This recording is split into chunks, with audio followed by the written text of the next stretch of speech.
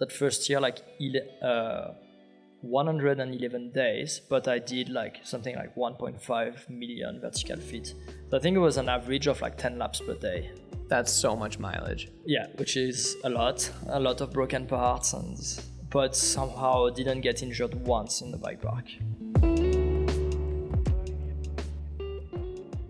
What's going on, everyone? Nils here, and this is the Backcountry podcast, a show aimed at providing insight into the outdoor industry by interviewing people who operate within it.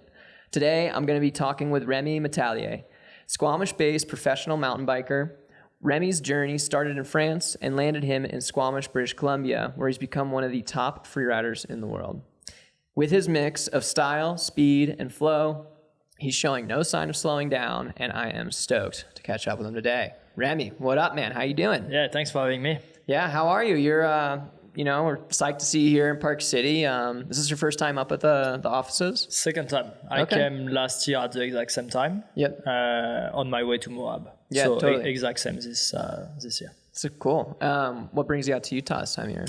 I'm gonna be riding in Moab for the next few days, and so I fly to Salt Lake City, then drive, and since Backcountry is just up the mountain, so it was a good opportunity to come and say hi and do that podcast. Yeah, totally, man. I'm psyched. So bringing things back pretty far, you grew up in France. What is your earliest memory on a bicycle? Probably first time riding an actual bike. I remember that was for my 4th birthday in the garage, because I'm born end of November. So it was probably rainy and, so I was at that indoor garage, and my dad was kind of desperate because I was a very slow learner. Yeah. I was just not understanding how bike riding was working. And so, but I'm pretty sure I managed to do it without the training wheel for my 4th birthday. Cool. And that's my earliest memory. Dang, that's sick, man. And then, kind of moving in, we were chatting a little bit before we got started on this, but I think it's pretty cool to see and we'll get into this, your entire arc of your bike career is rad. I'm psyched to get into it because it's a little more unique compared to, I think, what your examples may have been growing up as a kid. How did you end up transitioning from France to Squamish? Was that for biking? Were you a pro biker already? No, so back in France, so I did a business school and I graduated in business and marketing. So it was a 4-year program, which was awesome, by the way. But the idea of doing a business school in France, since, as you can probably tell, the level of English speaking in France is pretty low compared to some other countries in Europe. The idea is that you study during 4 years, but during those 4 years you go at least one semester abroad, and most people go to the UK, Canada, or the US. It's kind of the 3 main destinations. But the school I was in introduced a new program called apprenticeship, where basically you get to, in parallel of your studies, work for a company. So you end up getting 2 years of professional experience at the same time as you do your studies, and you get really good financial advantages. So school is free during those 2 years. You no longer have to pay for it. Plus you get a little salary, which is very little, but it's still something. Huge, yeah, totally. It's a huge advantage compared to someone that is going to do 4 years of studies and has to pay for 4 years. That means that basically when you start your professional life, you have no debt, technically. So that's what I did. The only downside of doing that is that I didn't get to go abroad to get an experience in an English-speaking country. Yeah. And right at that time, as I was finishing school, or the last couple of years, I met someone that became a really good friend, a guy that I was riding with all the time. He was a shredder, and we became really good friends. And he had been going to Whistler a couple of times in the past few years. And he always told me as soon as he can, he'll go back for a year or two and get a working holiday visa. And then as I was getting close to finish my studies, he called me and said, hey, I'm moving back to Canada. I've got my visa. And so I was stuck for him, but at the same time I was like, I'm gonna miss my best riding buddy. And he always told me, he's like, you should definitely apply for a visa and you should come and do it. And it's pretty scary. At the time I'd never lived by myself. And like first time you're going to live by yourself is in a country across the ocean. And knowing him and knowing that, when I get to Vancouver, there's someone I know well that's already done it was a huge advantage. I'm not sure I would have done it if he hadn't been there. And so I applied for a visa, I got my visa, and February 2013, I moved to Canada. Cool. Dude, that's crazy. Yeah. Did you have to have like a job already lined up then? No. So there is a program with most countries in Europe where you can get, at the time it was a 1-year working holiday visa. Yep. So you basically show up at the border. You do obviously all the paperwork prior. It's pretty selective. There's just paperwork. And then when you show up at the border in Canada, you get a 1-year visa on your passport. Yeah. And then, obviously like the lure to go to a place like Whistler's for the biking. And at this time, were you on using like social media and like posting stuff? Did you have like this like career like sort of forming, or were you just like psyched on mountain biking and you wanted to keep biking? Like right? I was like fully passionate of mountain biking and skiing. And my goal was to come to Whistler, obviously experience the outdoor, experience the bike park, also the skiing, check out a new culture, but also get some professional experience within the bike industry. I knew that, Squamish, Whistler, Vancouver is a mecca of mountain biking now, and there's a bunch of brands that are located there. And my goal was to simply get a job with this company to build my professional resume. And so before coming to Canada back in France, I actually did for fun a video with one of my buddy, which was like a sports resume, but in video. So basically you see me doing like all type of riding, from like running, road biking, enduro, downhill, like a bit of everything. And I was trying to use that as well as my studies, because at the time I didn't have that much professional experience because I was just fresh out of uni, to show companies like, hey, I've got a degree, but I can also ride a bike. Totally. Like, give me totally. a job. And so that was kind of the idea. The reality, though, is that when I came to Canada, I realized that my English skills were pretty low. My accent is still, but I think was even stronger back then. And it was a real handicap to try to find any type of jobs. Crazy, man. So that's, it's funny to think, because I feel like in, snowboarding and skiing, there's so many, you like went about it the opposite way and got the opposite result. And what I mean by that is I've known so many snowboarders or skiers and climbers too, that you uproot your life from someplace in your young adult years. Maybe you're between the ages of 16 and 23, and you move to where the action's at, say Salt Lake City, and you try to the dream is to be a pro. And then you end up finding your route within the industry doing marketing or something like that. And for you, it's like your dream was to end up in business and marketing for a company. And it didn't really like pan out that way. And it just like took this other route, because like what happened once you started reaching out to all these brands for work? Well, so, like being a professional rider was never to me like a tangible dream. Of course, I would have liked to do that, but I didn't think I had the level, the skills. I always thought I started too late. And, I was doing some races back in France, and I felt like I always had really good technique on the bike. Like my technique was much better than my results, but I was just not very fast. And of course, where I'm from in France, the level was crazy high, but it was, a really good way to progress. But I never thought that this would be a tangible, career. Yeah. So it's never been something I even considered, because, I didn't think I would ever make it. So I really focused on, my studies and trying to get a job within the industry. And it's something I was really passionate about. So I felt like, I'm a hard worker and I like doing that. I like this type of jobs that I was pursuing within the bike industry. And I was pretty confident that someday, I will end up being a product manager, which is, the job that I wanted to do when I studied and what I studied for. But the reality is that when I came to Canada, it didn't go as planned on this level. Like just even getting, I would not even get a job interview. Yeah, totally. on the position that I was inquiring. Yeah, I totally. did a few jobs like in bike shops, sales, like very basic, but even though I think like my English was such an handicap that it was tricky to put me face to face with a customer when my English wasn't good enough. Yeah. Dude, that's wild. So then how did your like, was there ever this like aha moment, or did something click that all of a sudden you're like, oh, I can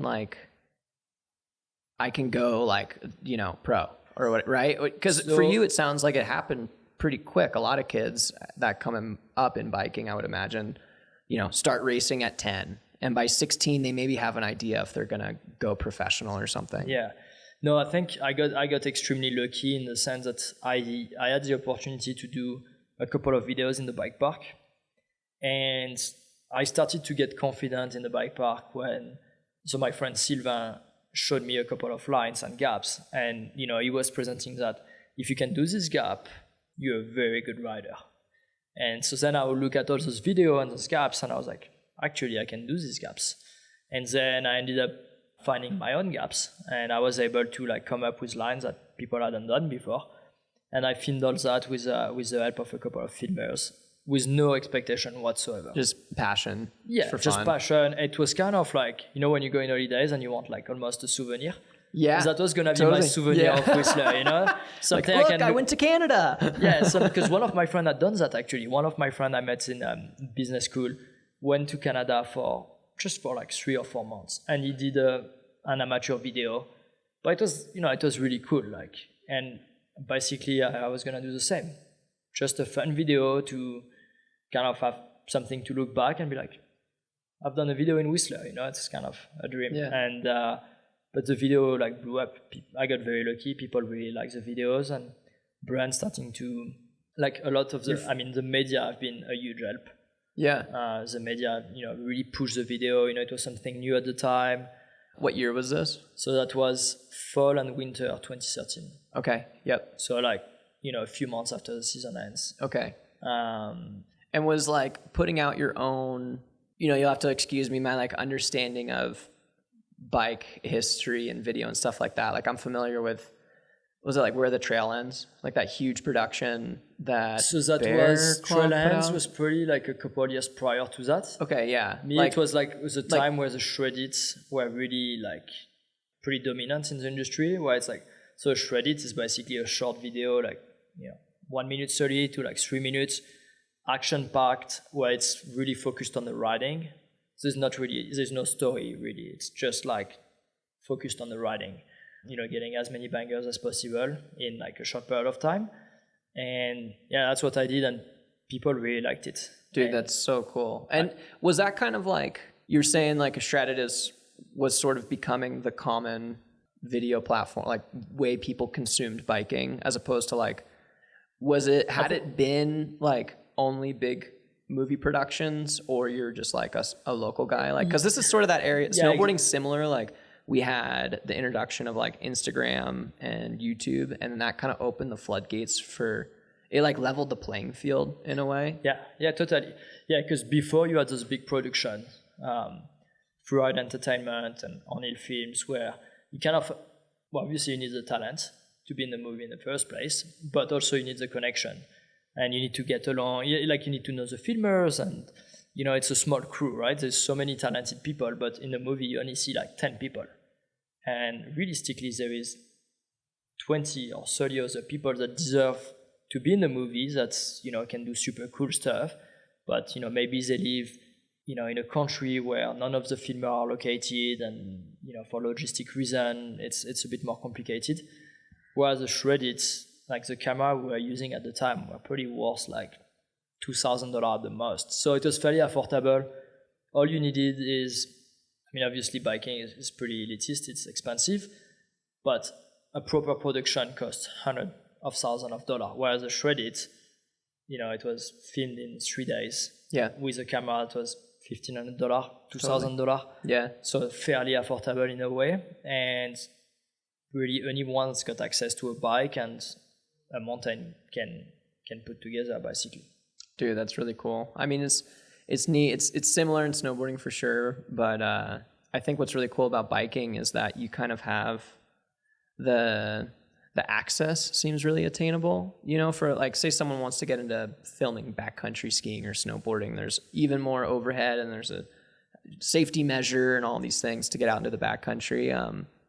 But biking's cool from my perspective, and correct me if I'm wrong, it's cool because you can, if maybe you have access to the bike park or just like the local trail network and a place like Squamish, you can get so much content on like a variety of weather days, and all of a sudden you end up with like, you're not limited by having enough money to travel somewhere. You're just limited by your ability, which is pretty cool. And exactly, it seems like that wasn't even that much of a limit for you either. People were psyched. And now with social media, like, you know, most of the clips that go viral are filmed either with a GoPro or an iPhone, which is, you know, fairly inexpensive compared to the price of a mountain bike.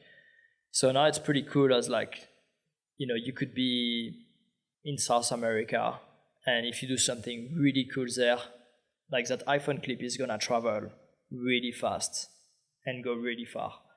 So it's pretty cool, like how some talents, you know, just appear through like social media. Yeah. I think it's been definitely beneficial for the industry, and you know, it's definitely helped my career a ton. Yeah. But so it's also helped a lot of other people, and it's put on the map some people that normally you will not see because they had no connection whatsoever with the big film crews. Yeah, totally.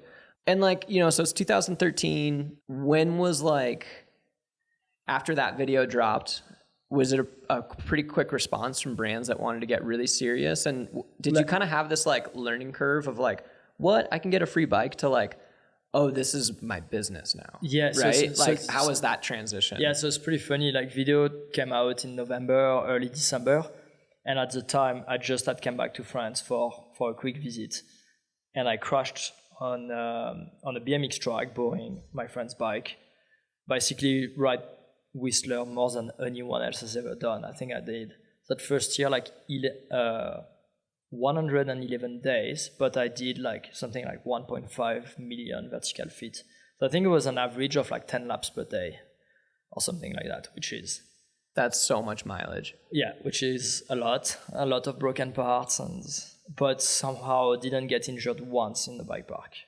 Like, I didn't have any serious crash or anything like that.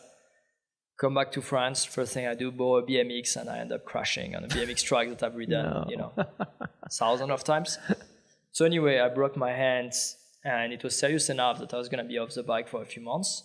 And so that gave me time to pick up the best deal. Instead of rushing and just, you know, buying a discounted bike, which is what I would have done. I would have, you know, kept the same bike or just bought the new one, and I would have got like employee pricing, because I used to work at Giant Canada the first year. So I was getting employee pricing. It was not an actual sponsorship. I was gonna do that, but since I got hurt and I couldn't ride, I took a bit my time to choose, and that's when the video dropped. And I started to get interest from brands. At the time, Commensal, Boss Suspension, Spank Wheels, and that's been huge, because if I hadn't waited, I might have been stuck with, you know, deals that would not have allowed me to grow. Yeah. Dude, that's so cool. And I'm sure you're like, right, you go kind of full circle, your business degree that you got, like, did that mindset help versus maybe being like just an adrenaline junkie biker, right? Like, did you have some like tact of like, oh, this is my value? I think it helped me. It has helped me a lot, especially I would say at the beginning, because now I think it's no longer based on what I studied, but it's based, like, the knowledge I have is based on my experience of doing that for the past 10 years. Whereas at the time, I had no experience of doing that. So it was purely based on, you know, what I studied. I definitely had a lot of luck as well. You know, first things, the videos that I've done, people like them. I was lucky enough in the first place to do the videos. I was at the right place at the right time. So I had definitely a lot of luck on my side. But I feel like the studies have definitely helped me. Just to be like very professional with brand, I think that was a big thing. Mm-hmm. Just like understanding that it's a matter of return on investment. Like, the brands give you something to get something back. Yeah. And I think I was understanding it well from the start, and I was trying to get the maximum.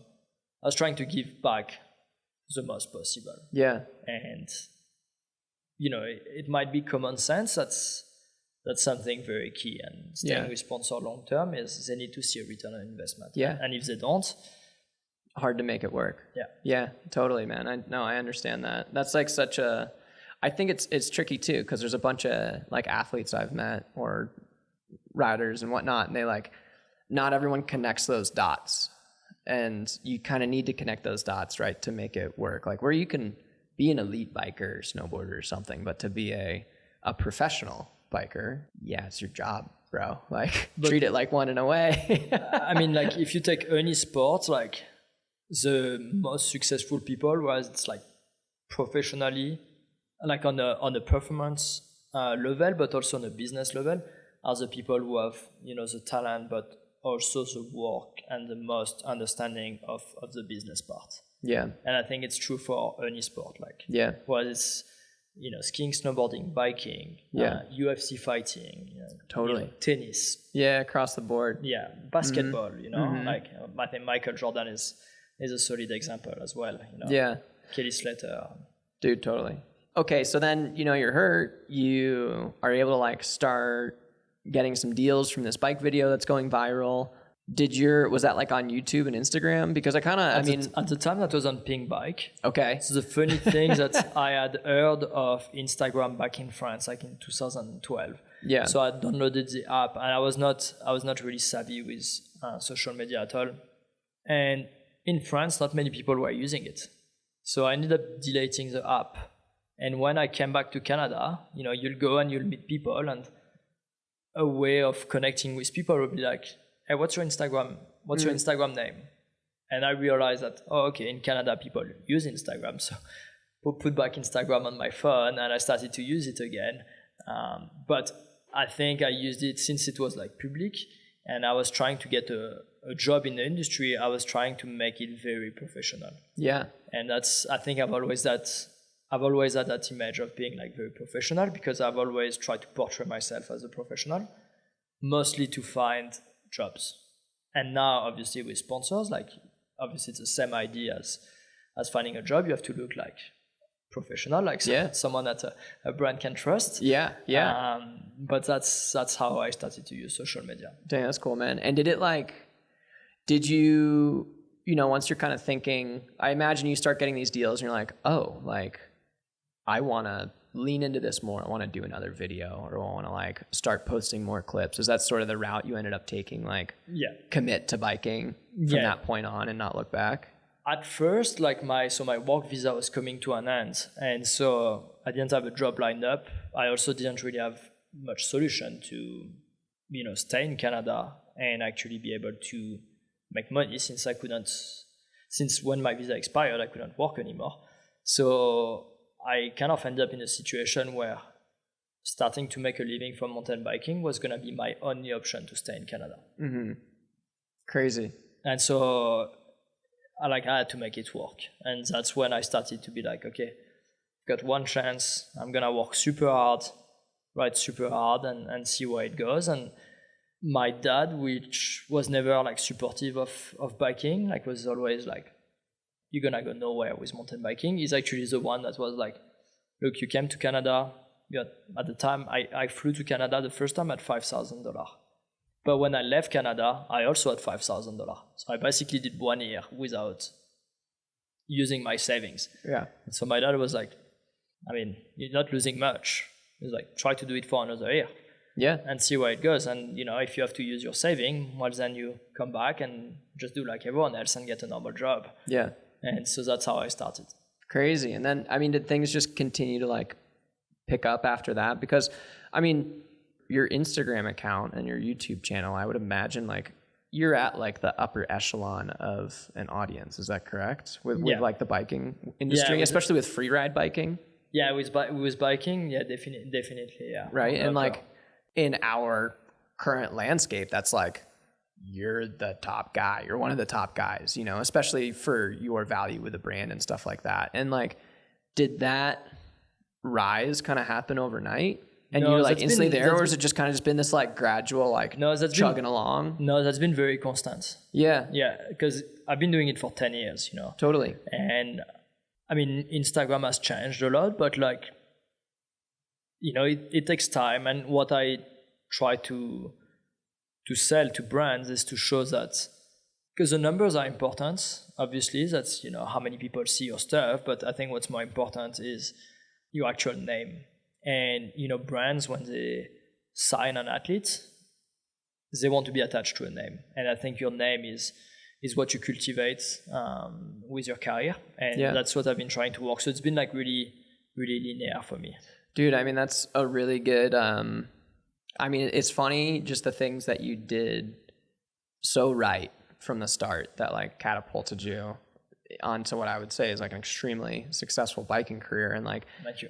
As snowboarding, it's funny because I was introduced to snowboarding and started snowboarding as like a sponsored kid really early. I was like 12, right? And it wasn't until my mid 20s and things were kind of like plateauing. The skill set was all there, but my like business savvy wasn't, because I was just always in it. I never had to like work my way to like as an adult to get into it. And I've had to do this like total overhaul of like, oh, who am I as a brand, right? And like, what's my name mean? And what's like, having that idea of, and I'm sure this has like been really important to you. It's like essentially like, what's the story everyone has attached to my name, right?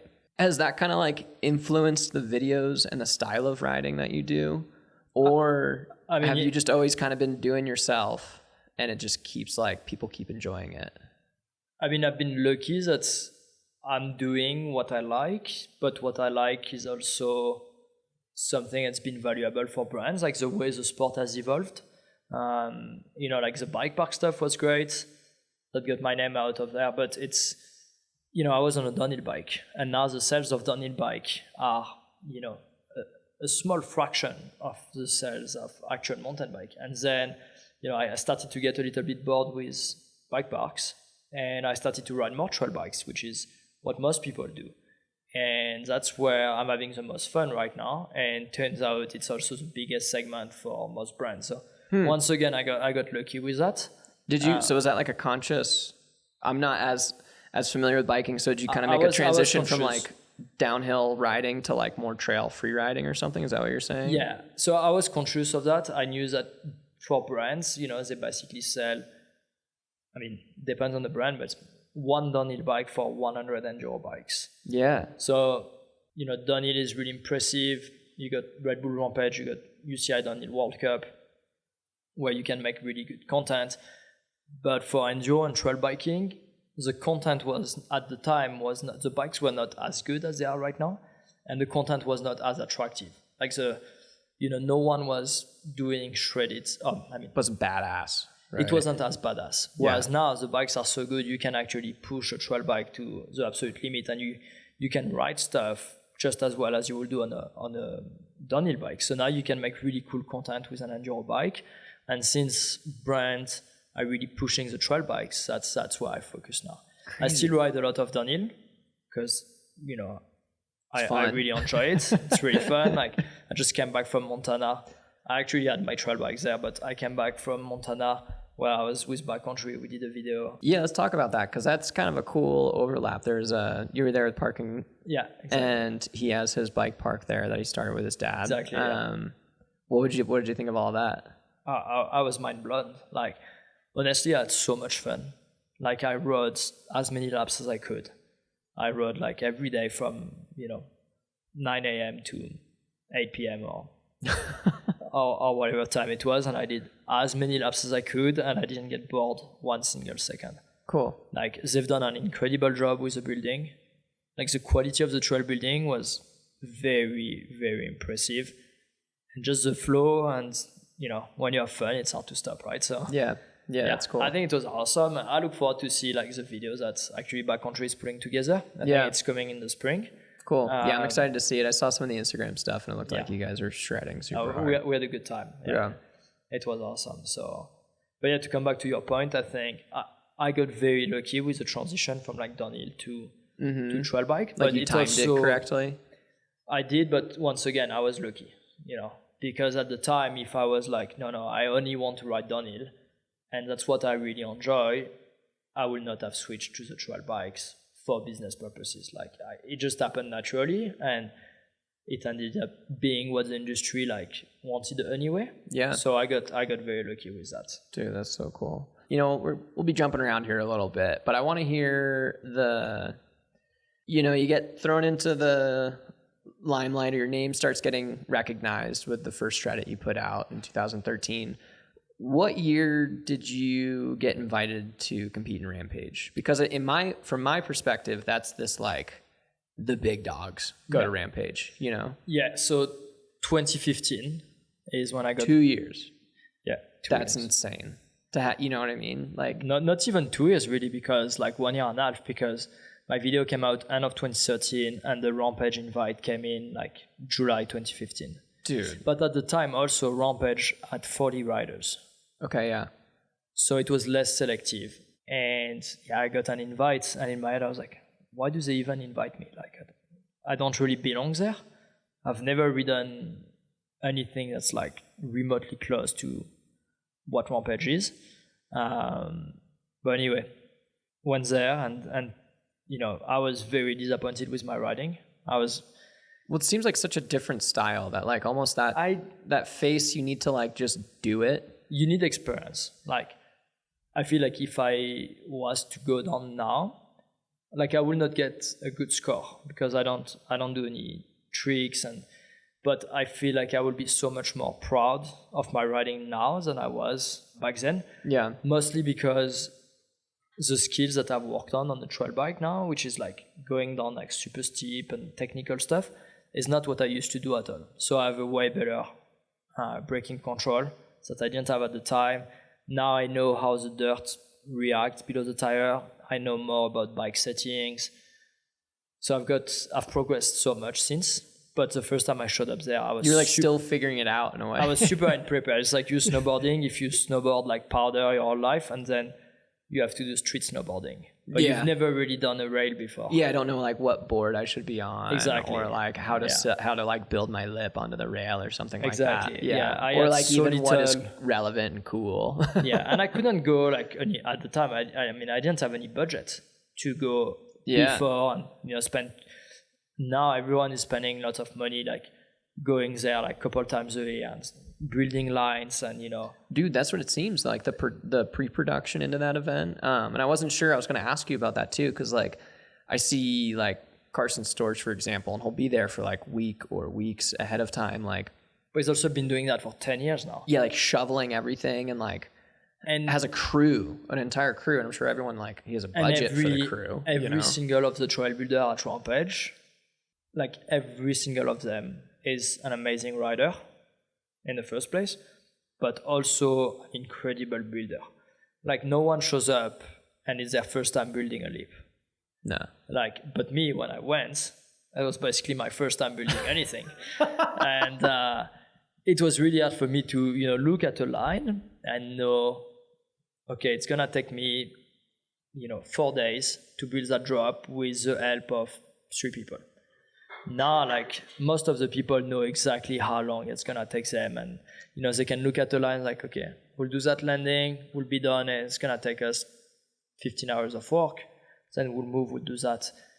The level, it's really impressive. That's wild. Yeah, I know it's similar. Like I'm sure you think of like big mountain riding in Alaska, right? And like that's a lane I would like to end up in, but just logistically, the only way to get good at that style is to do it. It doesn't matter like. And it's expensive. And it's super expensive. It's not like you can just go and do it. No. Yeah. So like you balance that act of like, well, where can I invest my time and still get like a high reward for like the time I put into biking? And that's kind of cool with you. It seems you made a lucky decision, if you want to put it that way, to like go more the like enduro trail style. And it's I think Rampage is amazing, and I'd love to go back and build my own line, but realistically now, if you want to do something that's gonna interest people, like you have to spend 3 weeks building with 2 people, to build like a top to bottom. Because during the event, you've got access to water,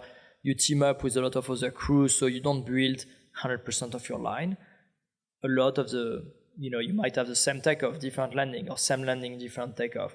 So you can team up with a bunch of other riders. Whereas if you go by yourself, you can't really do that. And I had the idea to do a top to bottom, so like recreate a Red Bull Rampage run where you find a peak that's a similar height than during the event and build it, with my style of riding. So something that's going to be very steep, very technical, that doesn't have necessarily huge jump, but like try to make it like as raw as possible.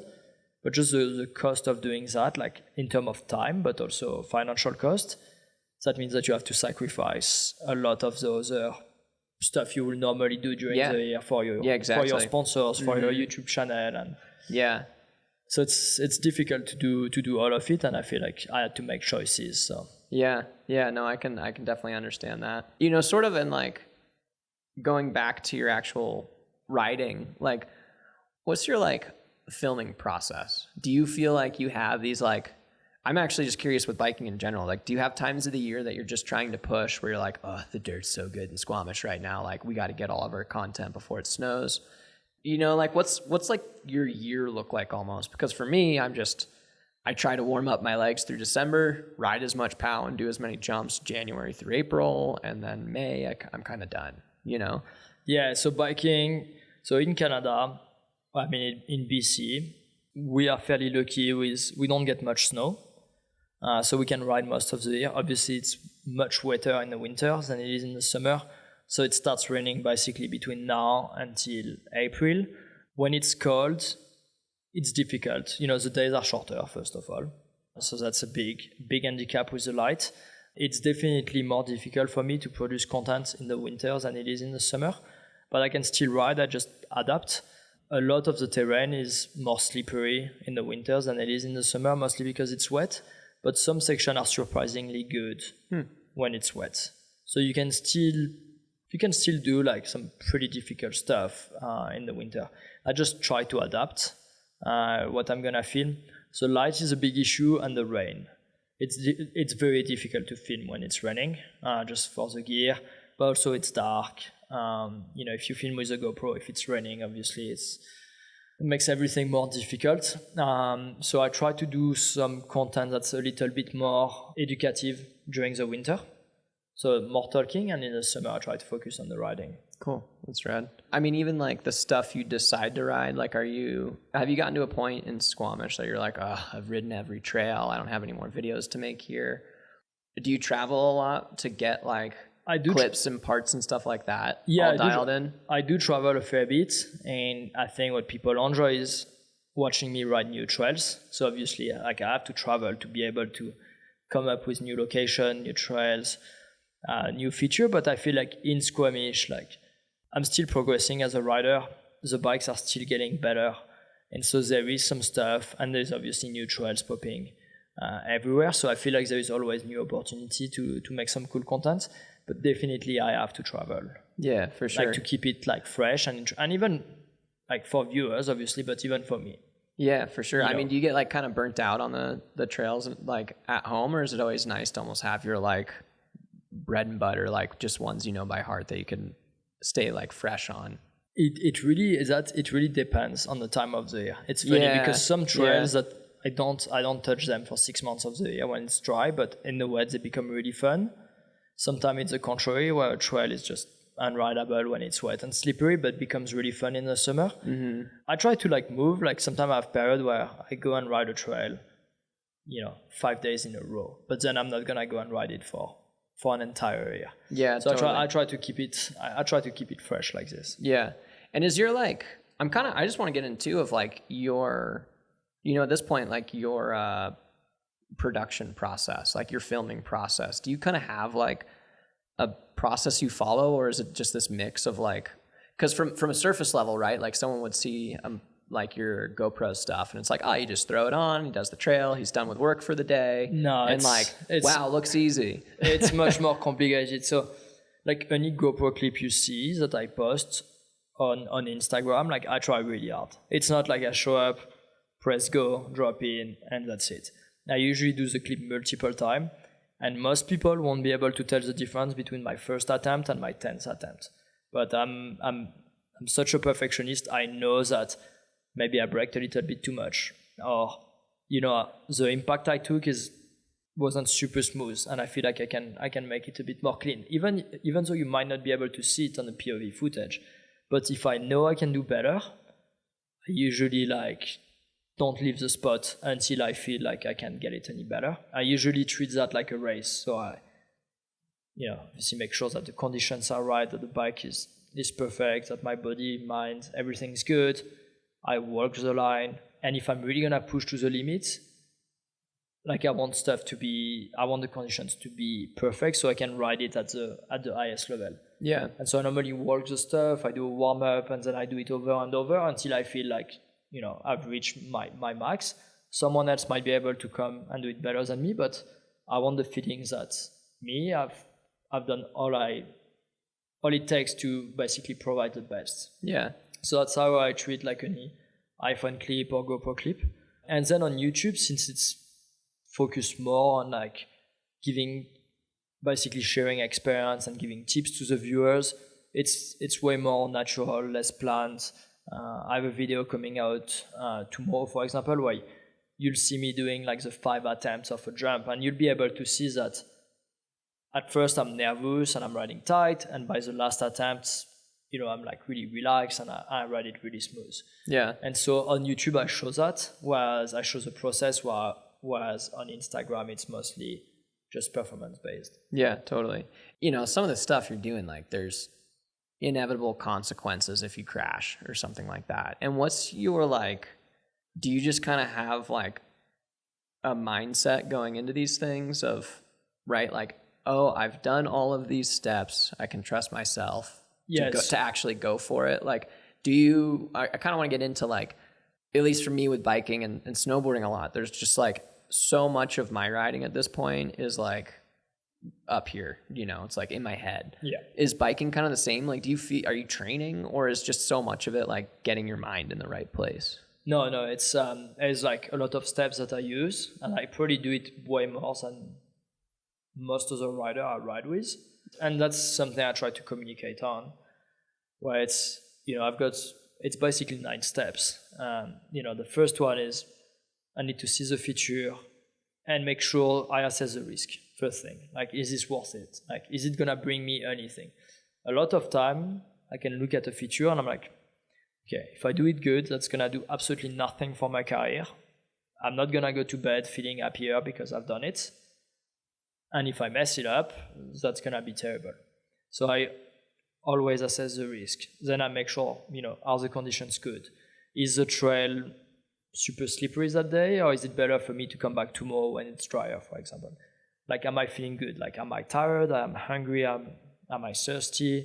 Then, am I confident?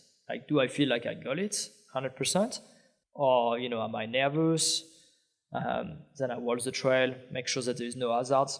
Because even if it's a big drop that I've done several times, sometimes I don't go there for an entire year or 2 years. And I might not be scared of it, but it takes literally a minute to go walk the track and make sure there's not a branch on the way, or a loose rock, or that the rain's made some damage. So I check this, and that remove some doubts of what if there is something on the way. Then I look at the jump again or the feature, and if I can visualize myself doing it perfectly, then I move forward. If not, I walk away. Then I do a run-in, make sure I still got it, and then I reassess everything again. With when you do a run-in, and it's pretty the same for you snowboarding. If you build a massive kicker in the backcountry, and you have to you do your run-in, you look at it, you're if I start from this mountain and I go no brake, I probably have enough speed. But then you do your run-in, and you're actually that felt a bit slow. Maybe I should pack my running a bit better or something. So I do exactly the same. I reassess everything. Then once I'm 100% confident, everything good, I commit. I do the feature, and regardless how I do it, I usually go back up and do it again, because based on my first experience, you can always improve. If I've done it perfectly, then surely I can make it more stylish, or I can go a bit faster. So then I work on that. And if I don't do it perfectly, if I'm like a little bit sketchy, I'm like, okay, what did I do to be a bit sketchy on the jump? Oh, I was going a bit too fast. So I'm gonna redo it to like train my brain to go a bit slower, be more relaxed, and ride it cleaner. And so that's what I always do. I always practice, do it like several times, so that way I can progress. That's my way of progressing. It's like repetition. Yeah, dude, honestly, I can like relate to all of that so much. That's literally almost verbatim. I'm like, yep. Like the amount of, and it's kind of a similar deal to snowboarding, right? It's like you have to build the feature, you have to like see it, look around at it, like, okay, does the landing work? Does the jump work? Like, what's the speed?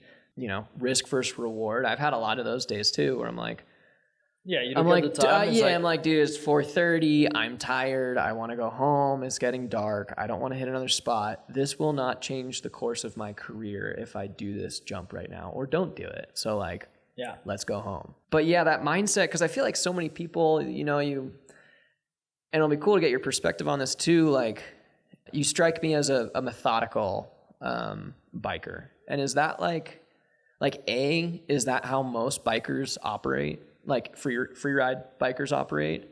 Or is it a spread of like some guys just like run and gun, shoot from the hip? I mean, you can't, like the guys that are... Guys and gals, my bad. Of course, yes. Yeah. Guys and girls who are just like sending it.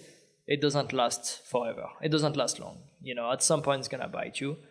I would say at the highest level, most people are very prepared. Yeah. Like, you know, a lot of times I do like 10 plus run-ins. Yeah. And honestly, after a certain, you know, after running number 2 or 3, like I no longer learn anything about the feature, but sometimes it's just, you know, I'm nervous. So I do a run-in and then my brain kind of like goes foggy and I kind of forgot the feeling of like going on the takeoff and I'm like, I'm going to do it again. And then it's my mind, you know, being like worried and I have to like reset. So I probably do more run-ins than most people. But I feel like any pro rider takes their time and is prepared. Like, yeah. I mean, dude, it's like, especially when the consequences are so high, because at least I've gotten this, and I bet you maybe get this input if you talk to someone that's not familiar with biking, or even people that are familiar with biking at like an intermediate level. You know, the impression is like, oh, Remy, you're just an adrenaline junkie going for it. But like in reality, you're like, it's almost boring how much preparation goes into this. Like if a viewer got to like, you know, sit on the sidelines for the day, they'd be like, come on, just hit it already. You know, they don't, you don't see how much like work goes into just like trying to be safe. You know, that's what we show. That's what I show on YouTube. So on my YouTube video, I really show the process. Yeah. But people really enjoy seeing that because that makes them realize that when they are out riding with their buddy and there's like a 2-foot drop that they've never done, that makes them realize it's okay to take your time to do run-ins. And if you're not feeling, if like every step is not like checked, then you just walk away. Yeah. And you'll do it another time when you feel it. Yeah. I think like people appreciate seeing that. Yeah. Have you been injured often? Do you have a lot of injuries? Or like, do you feel like you've stayed relatively healthy? I stay pretty healthy, but I've had like a fair bit of injuries. Most of my injuries though happened on like random stuff. My latest one on date was I crashed on my road bike. Yeah. Just leaving the house on the flat by myself. Dude, how funny is that? It's like, I feel like everyone in a lot of, well, some snowboarders I know are of the mindset that you kind of like go for it, right? And I've had, you know, I know plenty of characters that they like are more prone to get hurt snowboarding, but they're still good. That's just their process. Myself, I'm like, I get too scared. So I need to like do your approach of preparing. Yeah, but that, you know, when we do something that's super, and I'm sure it's the same for you, if you're going to do, you know, backcountry, you're going to hit that massive like transfer.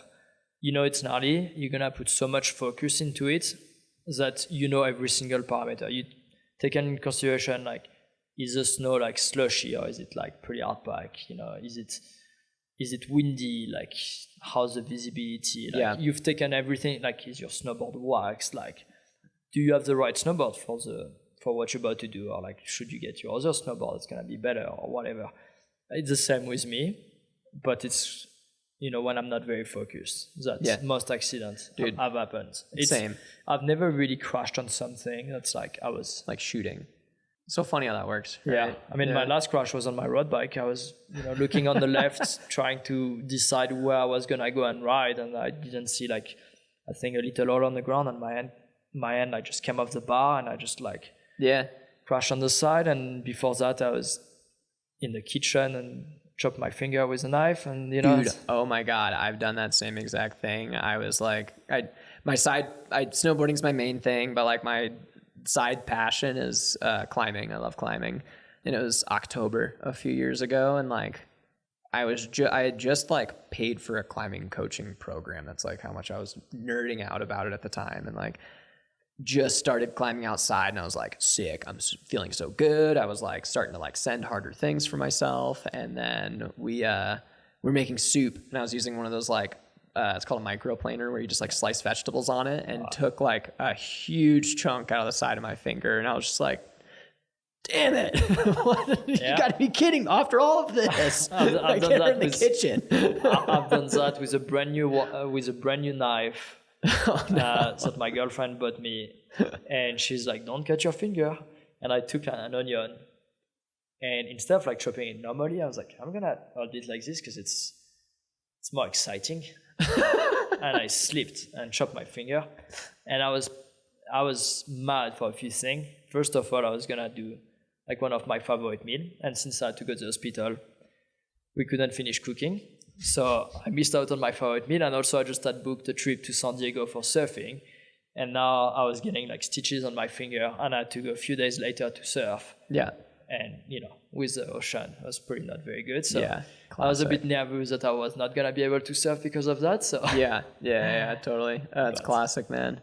Dude, so I kind of want to let's talk about your bike setup, because I feel bike setups are essentially a black hole of what you can set yourself up with at this point. I stepped away from biking for 10 years. I dirt jumped and trail rode growing up, and then I recently got into it a few years ago, and I was oh my God, what's a dropper post?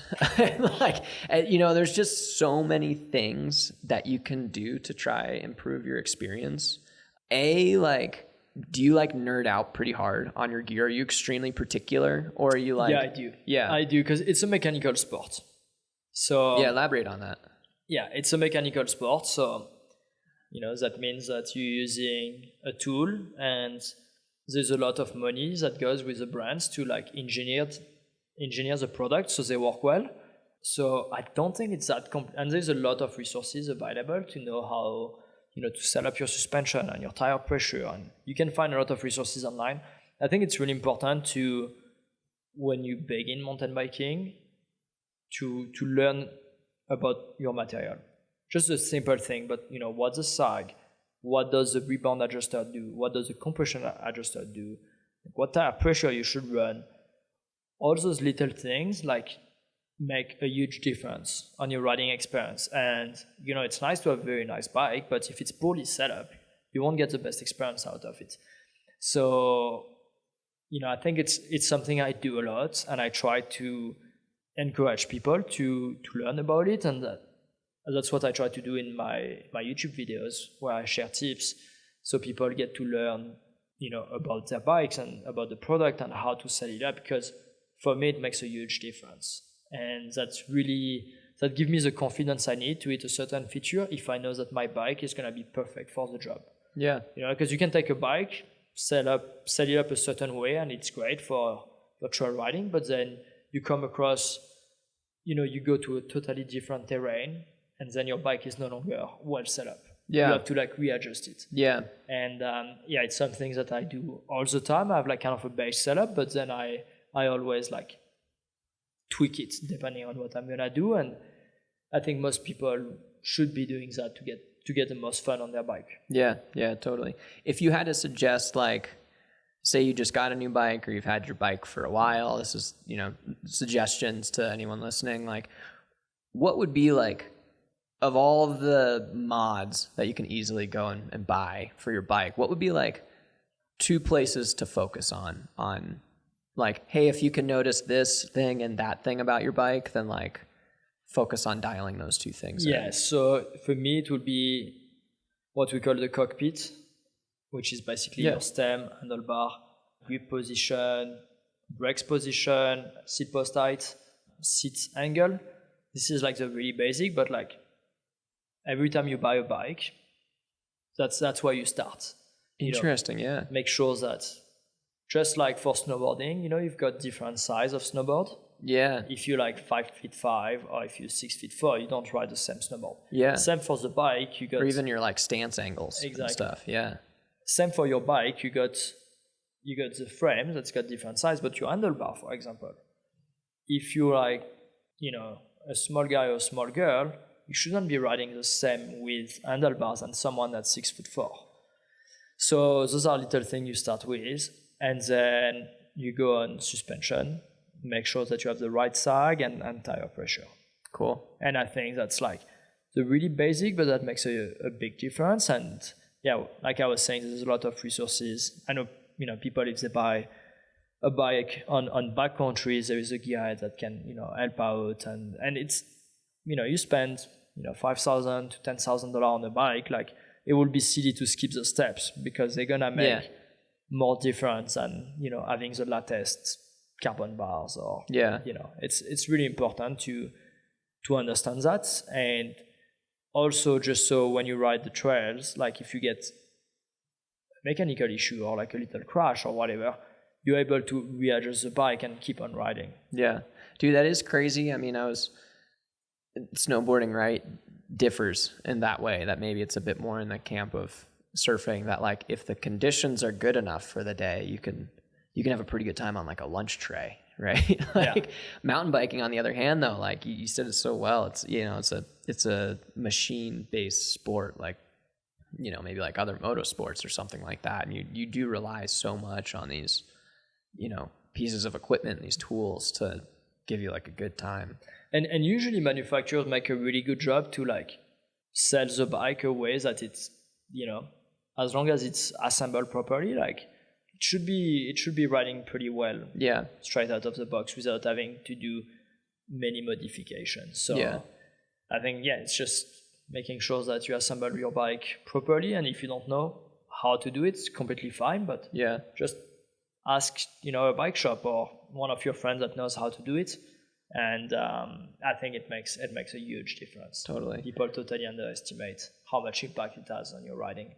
On the topic of like bikes and mechanical items and setups, like how's the gear growth curve been for like mountain bikes since you've kind of gone pro? Have you seen like I'm trying to think 2013 to now 2023, this like the difference in bikes in like that 10-year market, like 2010 to 2020 seemed to be like just this crazy jump. I mean, the sport is recent, and I mean the gear has changed a ton. I think my first dropper post was probably 2010. Yeah. So that was 13 years ago. Now every single trail bike comes with a dropper post. And I remember my first dropper post had 75 millimeter of travel. I remember that. They were like, it was like nothing. Which is nothing. And you had the remote below your seat. You had to take off your hand off the bar. Whereas now, like the remote is so smooth. It's like right next to your brake. You don't even have to you barely move your thumb. Like you just push it and it goes up and down. And now like one-up components does a dropper that goes to 240 millimeters. So it's, for someone that's like over 6 feet 1, it's a huge advantage. Like someone like me, I run a 180 that I shim down to like 170 millimeter. But this means that when I go up, I have the perfect pedaling position. When I go down, my seat is at the perfect level. So, whereas before, it was my seat should be lower. Mm-hmm. So this has changed a lot. I mean, obviously wheel size has been a big one, tires, but geometry. I think the geometry is the biggest thing I've noticed, like the stem angle and all that stuff. Having a position that's comfortable going uphill, but like downhill, you have an absolute rocket. Yeah, now you see electric shifting and oval chain rings, and this is, obviously like really good innovation, but I think the geometry on the frame, wheel size, geometry, is the most important. Do you feel like that's kind of here to stay? Like the current geometry and wheel frame? Do you feel like it's kind of come to this like, this will be the standard as opposed to like still shifting things around? Yeah, so it's shifted a lot over the past 3 years, but since the last couple of years, or since the last 5 years, it's moved very fast. But since the last couple of years, it's slowed down a lot. I think now it's just like motocross. You take a motocross from 10 years ago to now, there's not much difference anymore. And I think biking, it's gonna go this way now, where we're gonna plateau in terms of geometry. We can't really make the bikes longer than they are, because then they're not fun anymore. Yeah, totally. And they don't turn or whatever. And travel, like suspension, we realize that we don't need, on a trail bike, you don't need to have 200 millimeters of travel, because then the bike is too slow, or it's not gonna, it's gonna create a lot of handicaps. So I think now we are like getting to a spot where geometry is pretty dialed and it's not gonna change much. Yeah, that's rad. Do you give like a lot of feedback on the bikes? Like it seems like you have with your riding, I would say it seems you have an attention to detail. And I would imagine that, and with your business background, that probably transfers over to like product feedback too. Yeah, totally. And it's part of my contract with most brands to, because I ride so much and I ride hard. I'm light and I'm smooth, but I'm still very demanding on the product. So I can find issues that most customer would not find. And so, for example, just as I was driving to the airport this morning, I was on the phone with the engineer for Propane, which is my bike sponsor, and we were chatting about potential modification for future model. I do that with pedals, shoes, clothing. Cool. there's so much glasses, for the bike. Yeah. Helmets. There's so much for the bike product, gear, right? Because I wear I work with Specialized for helmets. It's actually sold on Backcountry, and I wear a helmet basically 365 days a year. So I probably have more riding time on a Specialized helmet than anyone else, and that's not a full-time professional. So I might find some stuff that I'd like to be slightly different, also stuff that I really like that should transfer to other product. And so it's part of my contract to help with the development. Yeah, man. That's rad, dude.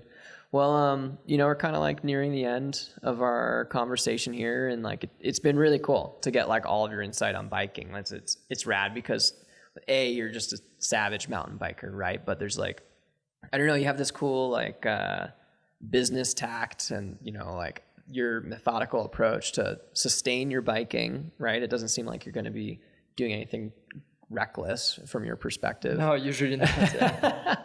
So then what's the future hold? Are you still throwing out, trying to get an interview for a marketing job, or what's it look like with freeride biking? Are you trying to pursue that for decades to come? After 10 years of working for myself, obviously with brands, but I'm my own boss. It would be quite difficult to work for someone else. No, I think I have a really good formula right now, where it's what I do makes me happy. I enjoy it. Brand seems to be stoked on it. Viewers seem to really like it. So I'm gonna continue that as long as possible. Make sure I take some time off to go and surf and ski a little bit more. Yeah, with no cuts. With no cuts, yeah.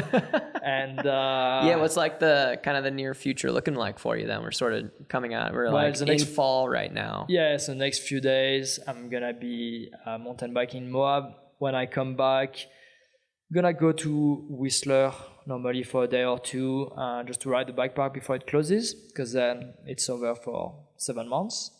Following that, I like to do some moto. Cool. You been transition to moto a little bit? I ride a little bit of moto in the winter. On a track or just enduro or something? Here and there on the track, but very, very little. I do a bunch of enduro and trials moto. I've got some electric trials moto, which are really fun, pretty cool to explore and find new location for shooting bike stuff. And hopefully I actually just order some surfboards. So I'm going to pick up my surfboards today from Backcountry. And hopefully a couple of surf trips. Cool. Where are you going surfing? So I'd like to go to phenom, which is Vancouver Island. good spots, super cold water, but other than that, amazing. And I really enjoy San Diego. Cool, man. So I like to go to San Diego, and I know the water is not super warm either in the winter, but it's definitely much warmer than Tofino. So yeah, got a couple of boards I want to try. So that's gonna sick, be dude. That's awesome. Well, dude, thank you so much. This has been such a pleasure, and I just wanted to open the floor if you had any thank yous you wanted to share. No, thanks to Backcountry for having me here, and it's been fun working with the brand since going on 3 years now. Yeah, it's been cool to see you in the mix. It's for the opportunity, like just that trip in Montana, honestly, was unreal, and without Backcountry, I would not have gone. So yeah, when's that video coming out? So the Backcountry video, I think, is planned for the spring. Cool. Just because now we're going into winter, and which I think would be awesome for the bike park, for people to see something, be like, oh, I want to check that out this summer. And my video just came out, so on my channel I have a video where I follow parking down all the trails. So sick, man. That's awesome. Well, dude, thanks a bunch. This has been awesome. And thank you to everyone who tuned in, listened, and watched the show. If you enjoyed it, make sure to like, comment, and subscribe. If you have any questions, leave a comment below or reach out to your local gearhead. And in the meantime, from the crew at Backcountry, we will see you out there.